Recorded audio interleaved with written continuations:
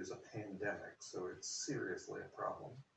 The only way we can deal with that in a rational way that will not reduce the aerosols falling out of the sky or sufficiently to cause a global average spike in temperature is to do them at the same time. So again, shut down China for a couple of weeks, make sure that situation is managed and under control. Next up, shut down the United States for a couple of weeks until the coronavirus situation has resolved itself. Yes, it'll be inconvenient for a relatively short period of time, but I think we can all handle this. It takes more than 2 weeks for most people to starve to death. So as long as we can water flow them through the taps and Netflix, I'm pretty sure we can get through this. And I don't think I'll even need the Netflix. I have a couple of books here I've been wanting to read.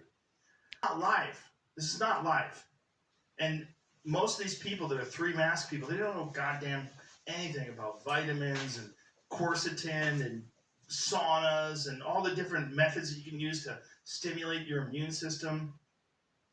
It's like we don't want people to be able to take their own chances and make their own risks. And the more liberal you are, and the more left-wing you are, the more likely you are to appeal to authoritarianism. And this is one of the most discouraging aspects of our culture in 2021, is that like all these people that are supposed to be like left-wing people. And when I was a kid, I've always been left-wing. I've always been, my family's like, my stepdad's a hippie. He was a hippie. My mom, they were very like open-minded left-wing people. It was all about free expression. It was all about letting people be who they are and living whatever life you wanted to be and accepting people for who they are. This is not what's happening now. It's all this fear-based, weird appeal to authoritarianism. There's too much disinformation on the internet. We have to have a czar of truth. There's people calling for a czar of truth. Do you know this? No. This is the new thing. They're asking for the government to create a czar of truth. The fucking government to decide what's real and what's not. To dispel disinformation. See if you can pull this up. Czar of truth. This is something that CNN has talked about. A lot of these like fucking weirdo networks have talked about. Like, do you understand? These fucking people understand what happens when you start censoring people. We start saying things like, we need the government to step in. The government's never good at anything. They've never been good at anything. Not one fucking thing have they been great at. This whole like COVID crisis, like businesses are suffering. They're just, if you're a business, you're fucked. But especially in LA, dude, it sucks. 75% of all LA restaurants are gone. Yeah, there's no contingency plan in place, and then also they're like stay home. But then how do you make money? Yeah. So exactly. you can't have it both ways. You have to have like a safety net in place. The people that are making these distinctions and making these decisions, they don't lose a paycheck. That's the problem. All these mayors and governors and health board advisors, they don't miss a fucking paycheck. They can shut down everything. And they do it for optics. Well, yeah, I think there's a way to be smart about this. Obviously, this is a real thing, and it does affect people. But but listen, man, you got through it. I got through it, yeah, sure, but like I'm younger, and I know there are cases where people are hit really hard by this, but I think sometimes there's bureaucracy attached to it where you're not even using logic. Like the Comedy Store, you know, they were allowed before this. Like, look, it's in purple tier right now, whatever it is. They've opened purple tier? Yeah, like outdoor dining is allowed now in Los Angeles. But when I made the decision to come out here, everything was clamped down. But before it was clamped down, they did have outdoor dining and all that. And the Comedy Store was allowed to have outside seating in the parking lot, you know, where we park before we do our sets. So there was tables, there was chairs, and they could watch TV. They could watch a football game. They could watch the Comedy Store documentary. They were able to be congregated in that parking lot. I'm just going to read it through so we get all the facts and then a little discussion.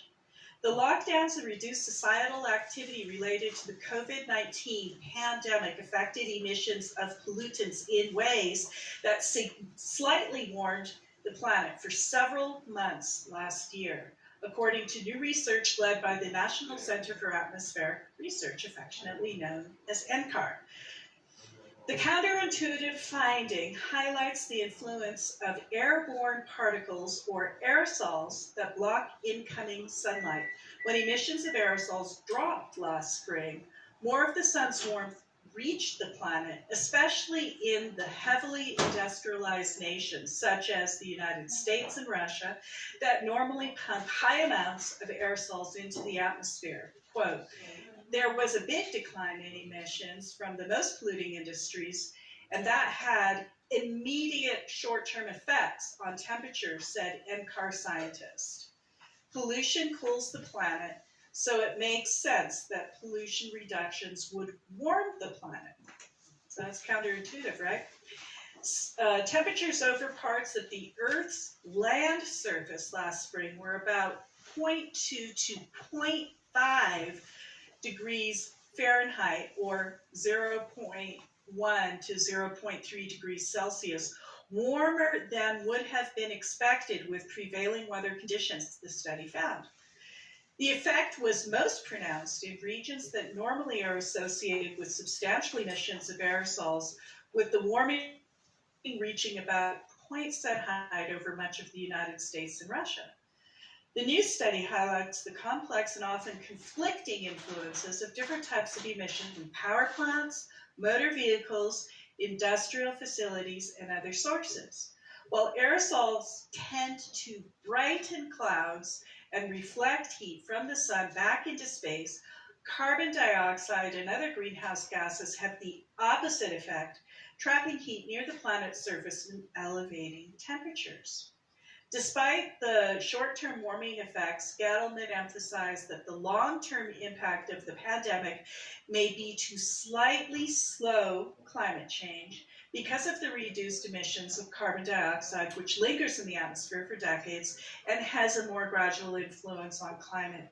In contrast, aerosols, the focus of the new study, have a more immediate impact that fades away within a few years because they fall out.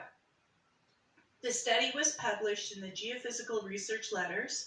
It was funded by the National Science Foundation and CAR sponsor. Let's jump down. Teasing out the impacts. Although scientists have long been able to quantify the warming impacts of carbon dioxide, the climate influence of several types of aerosols, including sulfates, nitrates, black carbon, and dust, has been more difficult to pin down.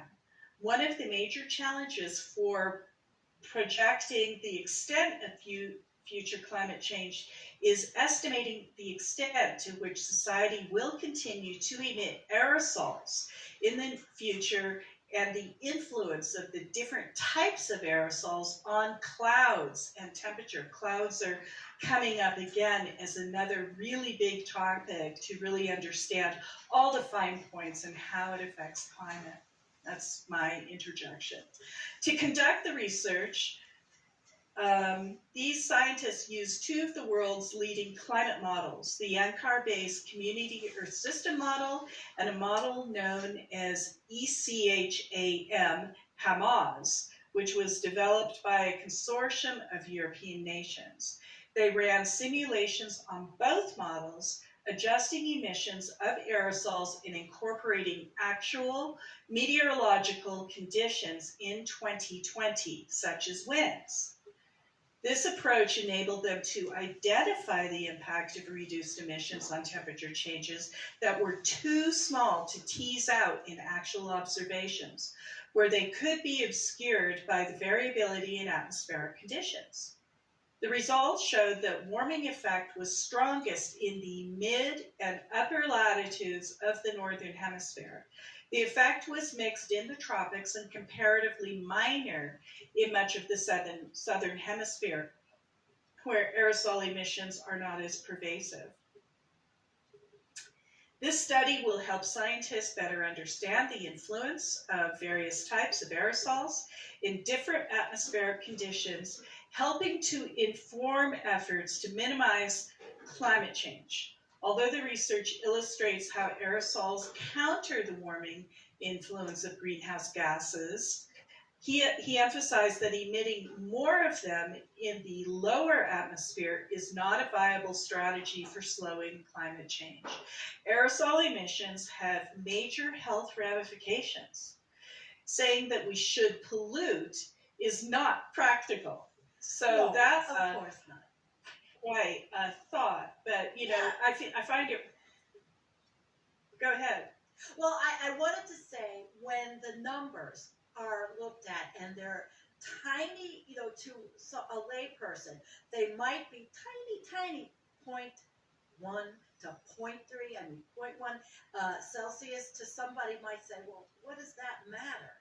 But it matters a lot. Well, it does. I mean, it doesn't sound like very much, but in such a short period of time, when you consider that since the beginning of the Industrial Revolution, Earth has, and it's debatable exactly how much, but Earth has warmed over 1 degree Celsius in that time. Now, some people say 1.2. It's debatable, but Right. it's warmed between 1 degree and 2 degrees since the beginning of the Industrial Revolution, roughly in the last 200 years. That's the measurement we generally take. So if you think about that, and then think about this is in a 1 year period, effectively, that they're measuring. We've been locked down about a year in the world at large. And so if it has changed, that Cold is now unseasonably very hot. Regions of northern Siberia are routinely 10 degrees higher than usual, often cracking 30 degrees. Yakutia is a cold, wintry place, she says. I didn't think it would ever get so hot here. The implications of the heat wave for Russia's landscape are already severe. 1.7 million hectares of forest and tundra are now on fire, including some areas that are less than 15 kilometers from the Arctic Ocean. This fire season seems to be quite extreme. Anton Benislavsky is Greenpeace Russia's wildfire coordinator. So a lot of forests would be heavily damaged and destroyed. Canada's Arctic is, of course, heating up too as climate change alters the Gulf Stream current, propelling warmer air north. It's remarkable, scary. Tundra ecologist Greg Henry is usually up in Ellesmere Island about now, monitoring climate change. But the pandemic has kept him back at UBC in Vancouver this season. The Arctic has accumulated an awful lot of carbon. In fact, the sort of best estimates we have now is about twice as much carbon in the soils of the Arctic than is in the atmosphere right now. We would be speeding it up if the fires got in there and started burning that carbon. That's been locked away for thousands of years. It's not just Russia's forests and air quality that suffered. This river turned crimson last month after 20,000 tons of diesel fuel leaked from a mining company reservoir. It appears thawing permafrost that held the containment area together melted. Greenpeace says government oversight is badly lacking, as are measures to mitigate climate change.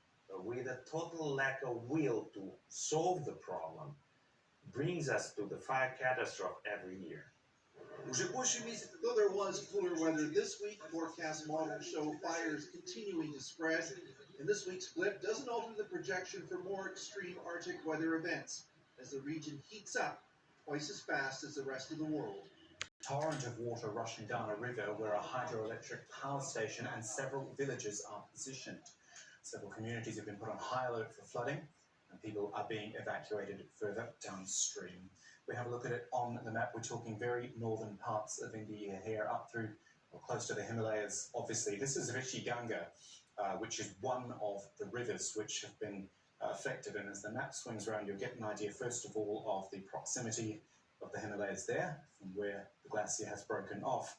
And then as you come down the Rishi Ganga River, we find one smaller dam there, and then further down a large hydroelectric project further downstream in one of the other rivers. I've just lost it at the moment. No, there it is. Coming down here as well, the Tapavan Mandir. So a lot of villages and, as we say, two big hydroelectric projects are in the path of all of that water. Elizabeth Paranam is our correspondent in New Delhi. She's on the line just now. What more are you hearing this hour, Liz? Hello, Kamal. So what we are hearing is that this glacial burst in the state of Uttarakhand, Chamoli district, has triggered the avalanche and massive flooding along the Alaknanda and Dolby-Ganga rivers. It's forcing emergency evacuation of thousands of people from surrounding areas, damaged homes, and the nearby Rishiganga power plant. A local official has told Indian media that 100 to 150 people may have been killed in the flash flood. Border Patrol official has also told Indian media that they fear there will be casualties because some water bodies flooded and destroyed many homes on the riverbank. And we can see pictures of massive flood, a torrent of water and debris moving through the Dolly-Ganga River. Uttarakhand Disaster Response Force has said that more than 150 labourers working at the Rishi-Ganga power project, which was hit by floods, are missing. Representatives of the power project told Disaster Response that they're not able to contact those workmen at the project site, and authorities are also worried about the safety. There are a number of ongoing road and rail projects in the area, and authorities are worried about the safety of the labourers who are working on those projects. Any word, I know it's early days, there's been any word on rescue efforts? This is a remote part of India. Getting there must be pretty difficult. Yes, and they're very much underway. The state leader, C.S. Rao, has tweeted that the district administration, police department, disaster management have been ordered to deal with the disaster. We know that hundreds of Indo-Tibetan border police personnel have been rushed to carry out rescue operations. Another government minister has said that as well as the hundreds of the Indian-Tibetan border police, National Disaster Response Force teams are being rushed from the Dehradun. More are being deployed by Indian Air Force helicopter. And an alert has also been sounded for all downstream districts from Chamoli, including the major cities of Rishikesh and Haridwar. So people there have been warned against visiting riverbanks. The world's largest gathering, a Hindu festival called the Kumbh Mela, has actually been taking place in Haridwar over the past few weeks. This is where people bathe in the Ganges River during the festival, and so authorities will be dealing with more people than normal in and around Haridwar at this time.